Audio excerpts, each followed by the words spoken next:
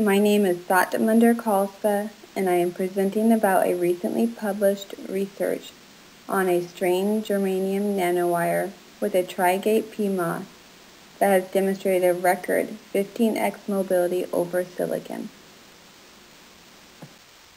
In this presentation, I'm going to introduce the recent research on strained germanium mobility, discuss germanium's mobility versus silicon, and talk about what strained germanium is and why it is faster, what a Trigate is and how it works, a brief overview on the fabrication process, concluding the presentation with the reported device results.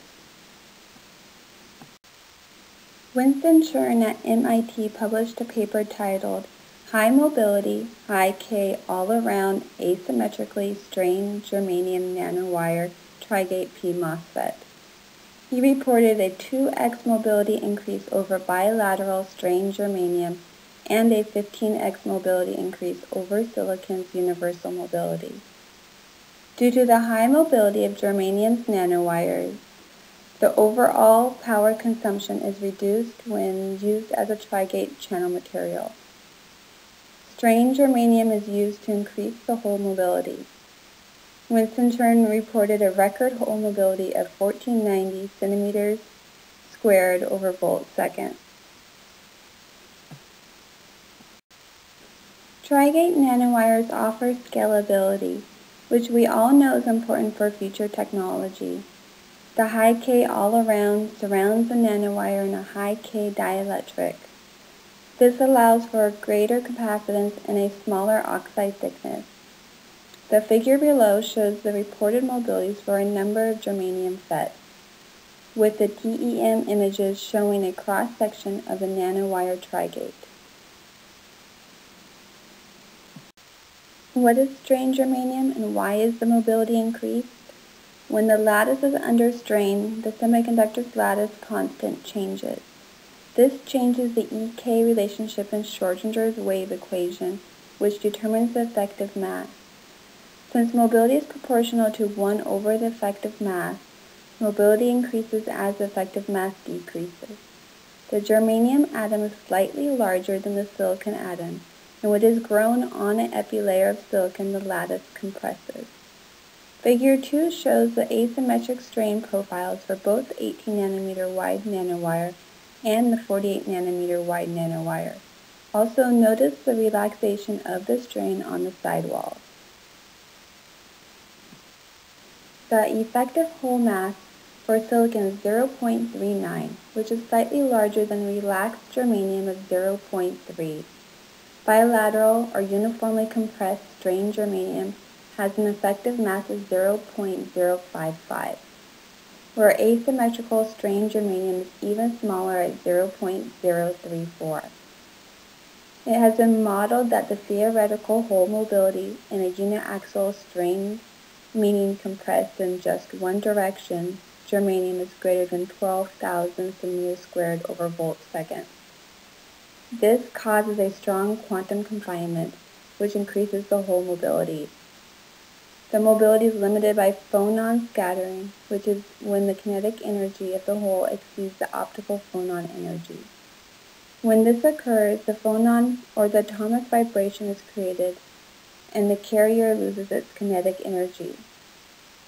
It should also be mentioned that the surface inversion mobility in a FET is much smaller due to the surface roughness scattering, and therefore cannot approach the theoretical mobility of 12,000 for p-type germanium. Surface mobility is the mobility of carriers along the inversion layer or channel of the Trigate transistor. The surface mobility can be found using equation 6.3.1 from the book. Once IDS is measured, the remaining parameter values are either known or can be calculated to solve for the surface mobility.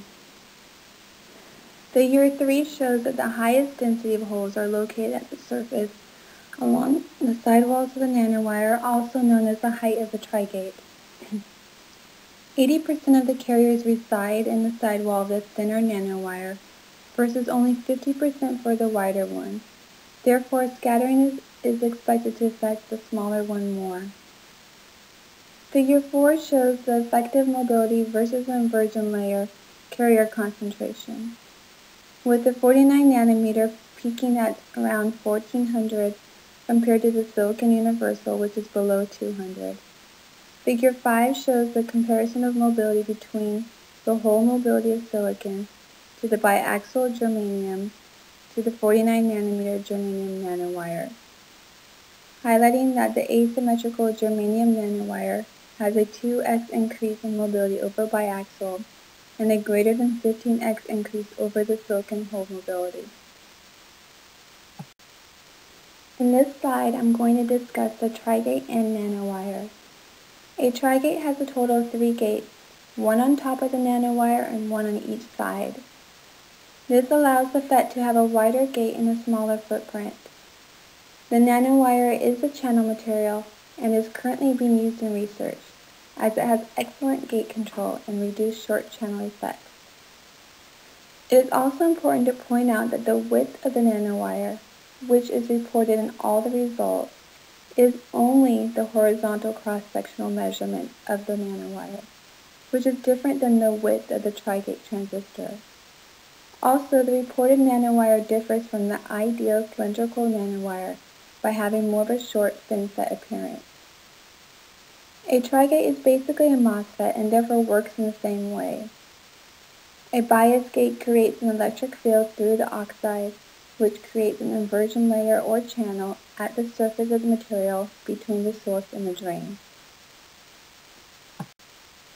The gate oxide used in the Trigate MOSFET is a high K all-around oxide, which means that the germanium nanowire is encompassed on all 4 sides by hafnium oxide. Hafnium oxide has a high dielectric constant of 24 versus just 3.9 for silicon dioxide. A thicker gate oxide is used in order to achieve the same capacitance as silicon dioxide. Hafnium oxide leakage is on orders of magnitude less than silicon dioxide, which can be seen in Figure 6. It is also resistant to impurity diffusion and intermixing at the interface, as well as having exceptionally high reliability. It is also important to note that the larger the gate capacitance is, the larger the saturation current is, which in turn increases the overall circuit speed. So now that we know what a high K all-around asymmetrically strained germanium nanowire Trigate P-MOSFET is, we can briefly discuss how it is fabricated.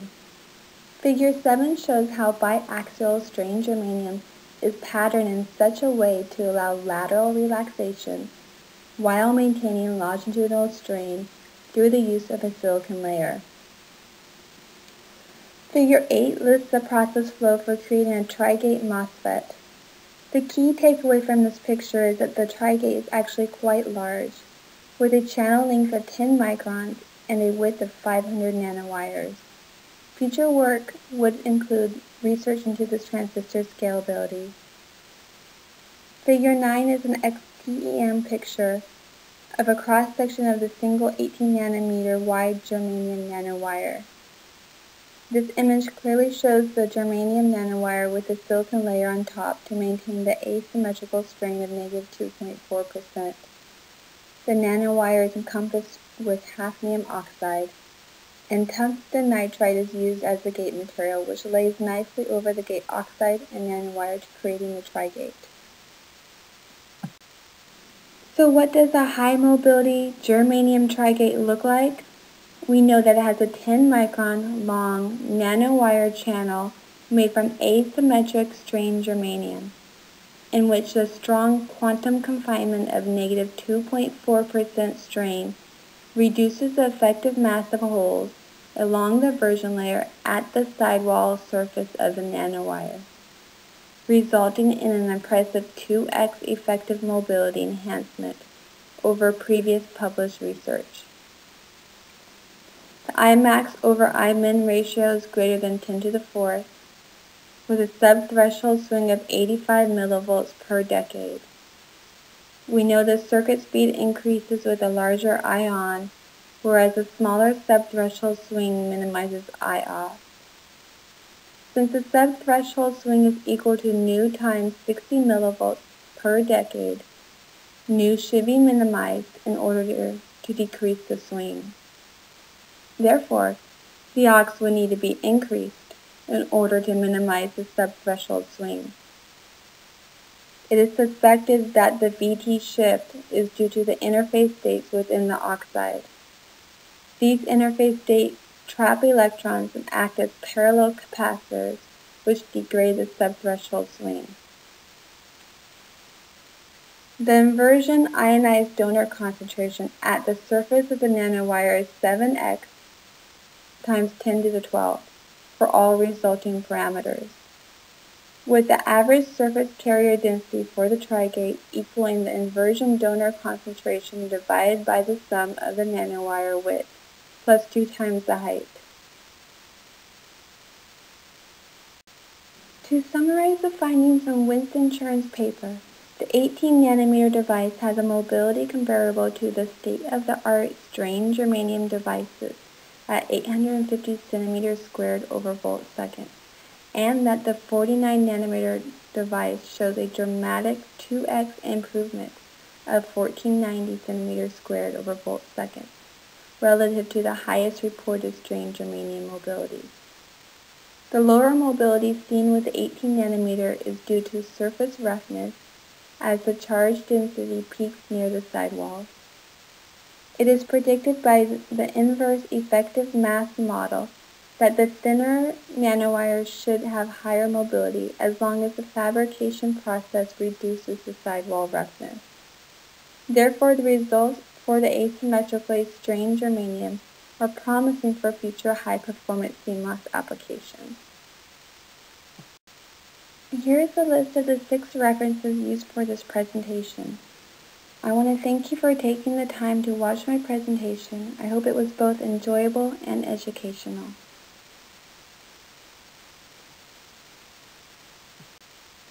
And I will leave you with this backup slide for those who are interested in the detailed etch-back process flow used to create the asymmetrical strained germanium.